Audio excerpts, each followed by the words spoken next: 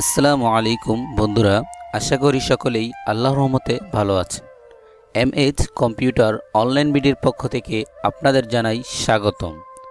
আমরা শুরু করতে যাচ্ছি মাইক্রোসফট অফিস প্রোগ্রামের জনপ্রিয় একটি অ্যাপ্লিকেশন মাইক্রোসফট ওয়ার্ড, অর্থাৎ মাইক্রোসফট ওয়ার্ড বাংলা কোর্সের দ্বিতীয় পর্ব বা দ্বিতীয় ক্লাস। আমরা এই পর্বে আলোচনা করব মাইক্রোসফট ওয়ার্ডের হোম ট্যাবের প্রথম পার্ট সম্পর্কে। তো চলুন বন্ধুরা, দেরি না করে শুরু করা যাক। আজকে আমরা দেখব প্রথমে মাইক্রোসফট ওয়ার্ড কিভাবে আমরা টাস্ক বারে আনতে পারি। আমরা প্রথমে যাব উইন্ডো বাটনে, স্টার বাটনে। এখান থেকে আমরা মাইক্রোসফট ওয়ার্ড 2013 আমি যেটা ইউজ করতেছি, আমরা এটার উপরে রাইট বাটনে ক্লিক করব। রাইট বাটনে ক্লিক করার পর আমরা যাব মোর অপশনে। মোর অপশন থেকে পিন টু টাস্ক বার, আমার এখানে পিন টু টাস্ক বারে দেওয়া আছে, সেই কারণে আমার এখান থেকে আছে আনপিন ফ্রম টাস্ক বার। আপনাদের এখানে থাকবে পিন ফ্রম টাস্ক বার বা পিন টু টাস্ক বার। আপনারা এখান থেকে যখন এটা ক্লিক করবেন তখন অটোমেটিক এটা টাস্ক বারে চলে আসবেন। তো আমরা এটি টাস্ক বার থেকে ওপেন করছি।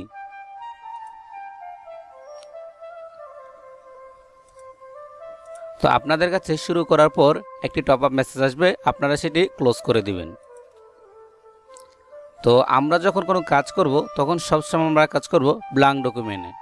এটা হচ্ছে আমাদের ব্ল্যাঙ্ক ডকুমেন্ট। আর এই যে এটা হচ্ছে রিসেন্ট, আমরা ইতিপূর্বে যে কাজগুলো করেছি সেই কাজগুলো এখানে দেখাবে। এটা হচ্ছে রিসেন্ট। গত পর্বে আমি দেখিয়েছি এই হোম উইন্ডোর সকল কাজ। আজকে দেখাবো আমরা এই হোম ট্যাবের প্রথম পার্ট সম্পর্কে। তো আমাদের হোম ট্যাবের প্রথম পার্টে আছে আজ ক্লিপবোর্ড এবং কি ফন্ট। এই দুটো সম্পর্কে আমরা আজকে আলোচনা করব। ক্লিপবোর্ডের ভিতরে আছে আমাদের ফরম্যাট, প্রিন্টার, পেস্ট, কাট, কপি এবং কি ফন্টের ভিতরে আছে আমাদের ফন্ট বড় ছোট, তারপরে কেস এবং কি ক্লিয়ার অল ফরম্যাটিং, বোল্ড করা, ইটালিক করা, আন্ডারলাইন করা, subscript, superscript, text effect and typography, text highlight colour এবং কি ফন্ট কালার। আমরা এইসব সম্পর্কে আজকে আলোচনা করব। তো আমরা এইসব সম্পর্কে আলোচনা করতে আমাদের কিছু লেখার প্রয়োজন হবে, তাই আমি কিছু লেখা লিখে নিলাম এখানে। তো শুরুতে আমরা কাজ করব ক্লিপবোর্ড নিয়ে। ক্লিপবোর্ডের যে কাজগুলো আছে এই ক্লিপবোর্ড গ্রুপের আমরা সেই কাজগুলো শুরুতে করব। তো ক্লিপবোর্ডের শুরুতে হচ্ছে আমাদের কাট করা। আমরা মাউস কার্সারটা লেফটে রেখে আমরা টান দিলেও এখান থেকে আমরা সিলেক্ট করতে পারবো। আবার চাইলে আমরা কিবোর্ডের শর্টকাট কন্ট্রোল এ দিলে আমাদের সম্পূর্ণটা সিলেক্ট হবে। আবার আমরা চাইলে কার্সারের মাধ্যমেও আমাদের যে কিবোর্ড আছে কিবোর্ডের অ্যারো কির মাধ্যমেও আমরা লেখাগুলোকে সিলেক্ট করতে পারবো। লেখাগুলোর বামে কার্সার রেখে আমরা যখন শিফটে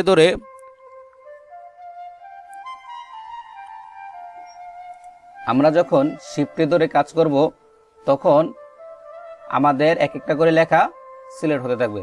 যেরকম এই যে দেখুন, আমি শিফটে ক্লিক করে আমি অ্যারো কিগুলো চাপতেছি, রাইট অ্যারো, তো আমার এটা এক একটা করে সিলেক্ট হচ্ছে। আবার যখন আমি রাইটে রেখে লেফট অ্যারো কিটা ইউজ করব তখন আমার লেফট থেকে এটা সিলেক্ট হবে। আবার চাইলে আমি আরেকটি নিয়মে এটাকে করতে পারি। যখন আমি শিফটে ধরে কিবোর্ডের ইন বাটনে ক্লিক করব তখন অটোমেটিক্যালি আমার যে একটা লাইন আছে সেই লাইনটা আপনার সিলেক্ট হয়ে যাবে। আমি প্রথম লাইনটাকে সিলেক্ট করে আমি সেটার ফন্টটাকে বড় করছি। এই যে দেখুন, আমি যখন এটাতে ক্লিক করতেছি অটোমেটিক্যালি আমার ফন্টটা বড় হচ্ছে। এই যে দেখুন, এখানে বর্তমানে 18 আছে। আবার আমরা চাইলে এখান থেকে আমরা এইভাবেও ফন্টটাকে বড় করতে পারি, বড় ছোট করতে পারি। আবার যখন এটাতে আমরা ক্লিক করব অটোমেটিক্যালি আমাদের ফন্টটা ছোট হবে। আমরা চাইলে কিবোর্ড শর্টকাটের মাধ্যমেও আমরা ফন্ট বড় ছোট করতে পারি। তো এখন আমাদের এটা সিলেক্ট করা আছে, আমরা শিফটে ধরে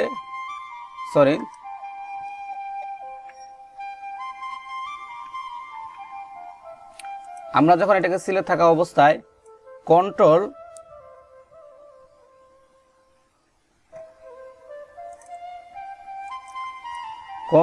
থার্ড ব্র্যাকেট চাপবো। থার্ড ব্র্যাকেটটা যখন আমরা চাপবো তখন আস্তে আস্তে বড় হবে। এমনকি থার্ড ব্র্যাকেটের রাইটটা চাপলে আমাদের বড় হবে, এমনকি লেফটটা চাপলে আমাদের এটা ছোট হতে থাকবে। এখন এটা হচ্ছে আমাদের কপির পালা। আমরা কপি করতে চাইলে এখান থেকে এটা আমরা কপি করতে পারি। আবার আমরা চাইলে মাউসের রাইটে ক্লিক করে আমরা এখান থেকে কপি করতে পারি। আবার কিবোর্ড মাধ্যমে, কিবোর্ডের শর্টকাট হচ্ছে Ctrl+C, আমরা এটার মাধ্যমে কপি করতে পারি। তো আমরা কপিটাকে এখানে পেস্ট করতে পারি, এখান থেকে আমাদের এটা পেস্ট হয়ে গেল। আবার আমরা চাইলে মাউসের মাধ্যমেও পেস্ট করতে পারি। এই যে এটা হচ্ছে আমাদের পেস্ট। এখন চাইলে আমরা কিবোর্ড থেকে পেস্ট করতে পারি, সেটা হচ্ছে Ctrl+V। এই যে আমাদের 3 রকমের পেস্ট আমাদের হয়ে গেছে। এখন পালা হচ্ছে কাট। কিভাবে আমরা কাট করতে পারি? আমরা লেখাটাকে সিলেক্ট করলাম, চাইলে এখান থেকেও কাট করতে পারবো। এই যে কেচির মতো যেটা দেওয়া আছে এটা হচ্ছে কাট। আমি এটা এখান থেকেই কাট করে নিলাম। এখানে কিন্তু আমার লেখাটা এখন নাই, তো আমি এখানে আবার এখান থেকে চাইলে পেস্ট করে নিতে পারি। আর কিবোর্ড শর্টকাটের মাধ্যমে যদি আমরা লেখাটা কাট করতে চাই, সেটা হচ্ছে Ctrl+X, আমাদের লেখাটা কাট হয়ে গেল। আবার যদি চাই আমরা মাউসের মাধ্যমে কাট করব, তখন রাইটে ক্লিক করে আমরা এখান থেকে কাট অপশনটা যদি দেই, তাহলে আমাদের এটা কাট হয়ে গেল। এখন হচ্ছে ফরম্যাট প্রিন্টারের কাজ। ফরম্যাট প্রিন্টারের কাজটা কি? আমরা এই লেখাটাকে এতটুকু সিলেক্ট করে নিতেছি। এখানে আমরা একটা কালার দিই লাল, আর লাল কালারটা রাখলাম। এখন আমাদের ফরম্যাট প্রিন্টারের কালার কাজটা কি? এখন আমরা এটাকে সিলেক্ট করে নিলাম, ফরম্যাট প্রিন্টারে আমরা ক্লিক করলাম। এখন আমরা চাইতেছি এই যে এই লেখাটাকে আমরা কালার করব। তখন আমরা এটাকে যখন সিলেক্ট করব, তখন এই লেখাটার ভিতরে একটা কালার চলে আসছে। ফরম্যাট প্রিন্টারের কাজ হচ্ছে আমরা যখন কোনো লেখাটাকে আমরা সিলেক্ট করব, ওই লেখার উপরে যেই ফন্টটা থাকবে বা যেই কালারটা থাকবে, এইটাই অন্যটার উপরে ইউজ করা হবে। আশা করি বুঝতে পেরেছেন। আর এখন ক্লিপবোর্ডের ডায়লগ বক্স সম্পর্কে আপনাদের কাছে আলোচনা করেছিলাম যে ডায়লগ বক্সটা কি। আমরা যখন অনেক সময় অনেক কিছু কপি করার সাথে সাথে আমরা যখন একটা কপি করি তখন একটাই কপি থাকে। আবার যখন 2টা কপি করি তখন দ্বিতীয় যে কপিটা করি ওই কপিটা থাকে, তৃতীয় কপিটা আর আসে না। ফার্স্টে যেটা আমরা কপি করেছি ওটা আর আসে না। আমরা যখন ক্লিপবোর্ড ইউজ করব, ক্লিপবোর্ডের ডায়লগ বক্সটা, তখন এই যে দেখুন আমি 2টা কপি করেছি, সেই 2টা আমার এখানে চলে আসছে। আমি যখন এখানে ক্লিক করব তখন অটোমেটিক্যালি আমার আবার রিপিট আসতেছে। এটা হচ্ছে আমাদের ক্লিপবোর্ড ডায়লগ বক্সের কাজ। এখন কাজ হচ্ছে আমাদের ফন্ট গ্রুপের কাজগুলো। ফন্ট গ্রুপের কাজ কি কি? বন্ধুরা, আরেকটি কথা না বললেই নয়, আমরা কিভাবে আমাদের লেখার ফন্টগুলোকে চেঞ্জ করব। আমাদের এখন আছে লেখাটি ক্লেভারি বডি, আমরা চাইতেছি লেখার ফন্টটাকে চেঞ্জ করতে। আমরা যখন এখানে ক্লিক করব তখন অটোমেটিক্যালি আমাদের এখানে বিভিন্ন ধরনের ফন্ট আসবে। আমাদের এখান থেকে আমাদের যে ফন্টটা প্রয়োজন আমরা সেই ফন্টটা ইউজ করতে পারবো। এই যে আমি এই ফন্টটা ইউজ করলাম, এখন এটা চলে আসছে। আবার চাইলে আমরা টাইমস নিউ রোমান এটা ইউজ করি, তখন আমাদের এটা চলে আসছে। এখান থেকে চাইলে আমরা বিভিন্ন সময় বিভিন্ন ফন্ট ইউজ করতে পারবো। আর কিভাবে আমাদের ফন্টকে সবসময় যে এখানে সবসময় থাকে আমাদের ক্লিপবোর্ড, এটা নিয়ে থাকে আমাদের থাকবে টাইমস নিউ রোমান বা অন্য কোনো একটা, সেটা কিভাবে করতে হবে সেটা আমি আপনাদেরকে দেখিয়ে দেব পরবর্তী ভিডিওতে।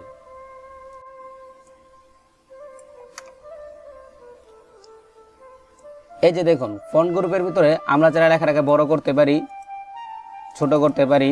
আমি আগে দেখিয়েছি কিভাবে বড় ছোট করতে হয়। এখন এই লেখাটাকে আমরা বোল্ড করতে চাই, মানে গাঢ় করতে চাই।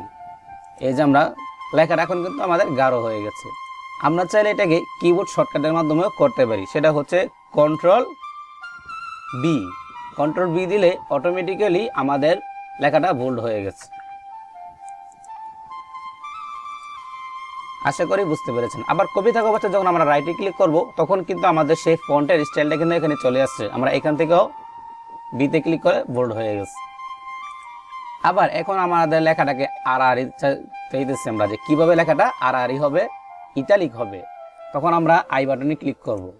এই যে আইয়ে যখন আমরা ক্লিক করছি লেখাটা কিন্তু আমার আড়াআড়ি হয়ে গেছে, একটু হেলান দেওয়া হয়ে গেছে, ডান পাশে একটু হেলান দেওয়া হয়েছে।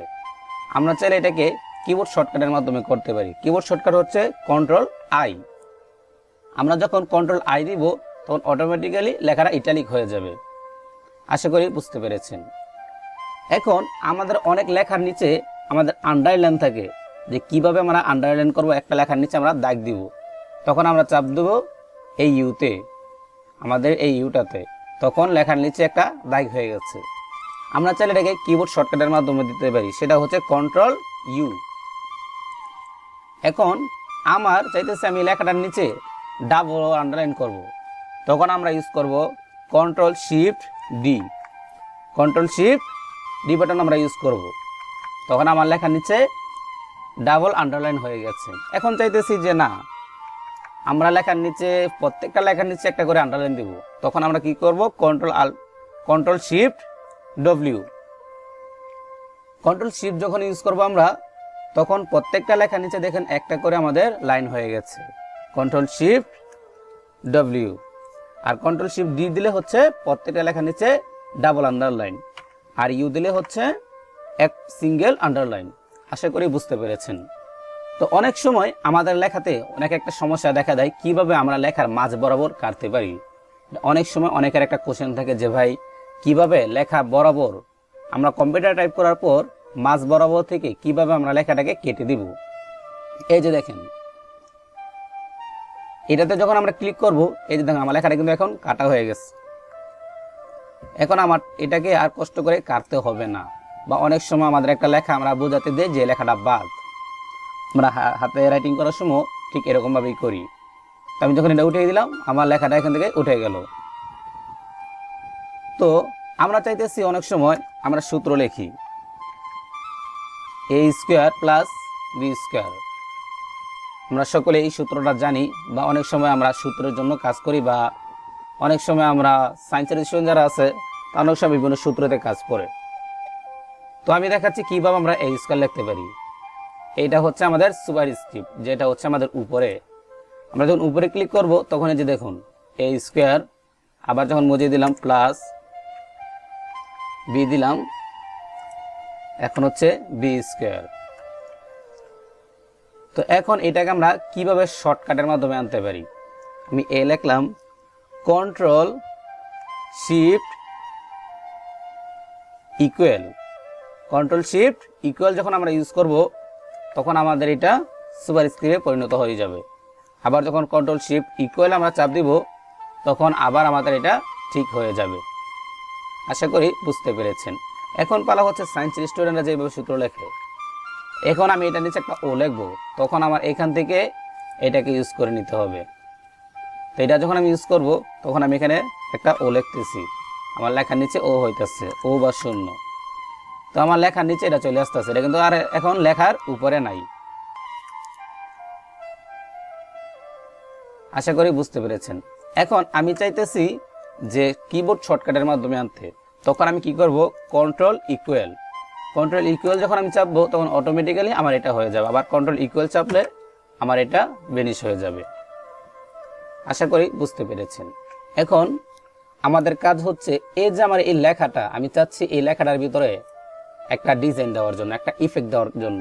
তখন আমরা কি করব, এই যে দেখুন টেক্সট ইফেক্ট অ্যান্ড টাইপোগ্রাফি, আমরা এখানে ক্লিক করার পর আমি যখন এটা সিলেক্ট করলাম, তখন দেখুন আমার লেখাটা কিন্তু এখানে একটা কালার হয়ে গেছে, একটা ডিজাইন হয়ে গেছে। অন্য লেখার মতো কিন্তু এই লেখাটা এখন আর নেই, এখন এই লেখাটা হয়ে গেছে অন্য একটা ডিজাইনের। তো এখন আমি চাইতেছি আমার এই লেখাটার নিচে একটা কালার থাকবে, যে আমি যে লেখাটা লিখলাম এই লেখাটা আমার মূল, এই লেখাটা কালারের মাধ্যমে আমি বোঝাতে চাইতেছি। তখন আমি কি করব, তখন এই যে দেখেন, এখন আমরা ইউজ করব লেখার নিচে কিভাবে একটা কালার দেওয়া যায়। তো এই যে দেখুন, আমি এটার নিচে যখন সিলেক্ট করলাম, তখন আমার এই দেখুন একটা হলুদ কালার, আমার এখানে অ্যাডসেক্ট একটা কালার আমি ইউজ করতেছি, আমি এখানে হলুদ কালারটা ইউজ করতেছি। তো এখন এটা বোঝানো হচ্ছে যে আমার এই লেখাটা মূল, আমার এই লেখাটা একটা পয়েন্টেড, এই লেখাটাকে মূল গ্রাহ্য করতে হবে। সে কারণে আমি এই কালারটাকে এখানে ইফেক্টটাকে ইউজ করলাম। এখন চাইতেছে আমার এই লেখাটাকে একটা কালার থাকবে, আমি এখানে লাল কালার আছে, লাল কালারটাই রাখলাম, অথবা আমি এখান থেকে চাইলে কালারটাকেও চেঞ্জ করে দিতে পারি। তো আমি এই কালারটা ইউজ করি।